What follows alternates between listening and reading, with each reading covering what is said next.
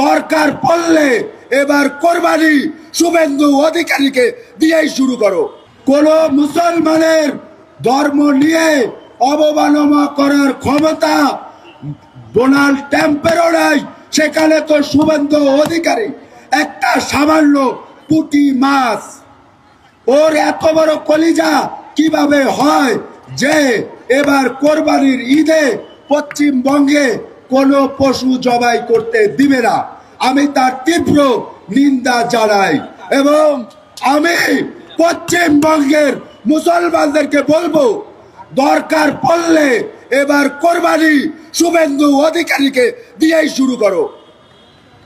যদি তারা করতে না দেয়, দরকার পড়লে জনতা পার্টির কয়েকটারে জবাই দিয়া দাও।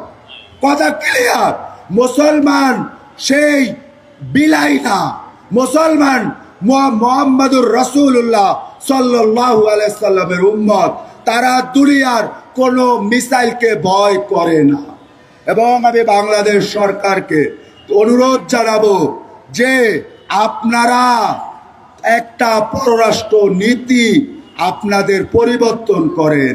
54 বছর দালালি করছেন, আর দালালি করার চিন্তা করেন না। সময় শেষ, ক্ষমতা কাঁপতেছে, মসনদ কিন্তু কাঁপতেছে। দেশের 1 কোটি তরুণ যুবক প্রস্তুতি নিছে।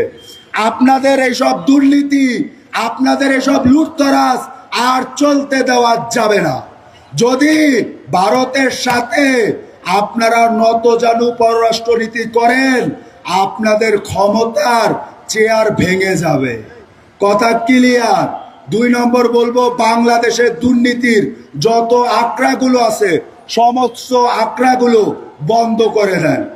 আমরা সরওয়ার অদূত চৌধুরী ভাইয়ের নেতৃত্বে বাংলাদেশে দুর্নীতির আঁকড়া ভেঙে দেওয়ার জন্য, কোরবান হওয়ার জন্য প্রস্তুতি নিব। সবাই আমরা তৈরি হব যে বাংলাদেশে দুর্নীতি মুক্ত একটি বাংলাদেশ তৈরি করার জন্য। সর্বশেষ আমি বলবো, আমাদের অস্ত্রের মজুদ তৈরি করেন। আমাদের আকাশ প্রতিরক্ষা ব্যবস্থা খুবই নড়বড়।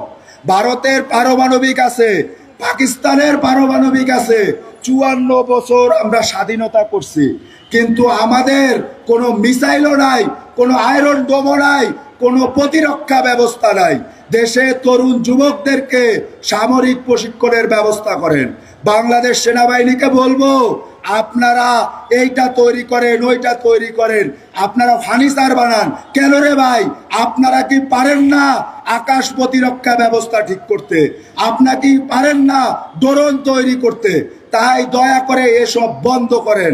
আল্লাহ হাফেজ, ইনশাল্লাহ।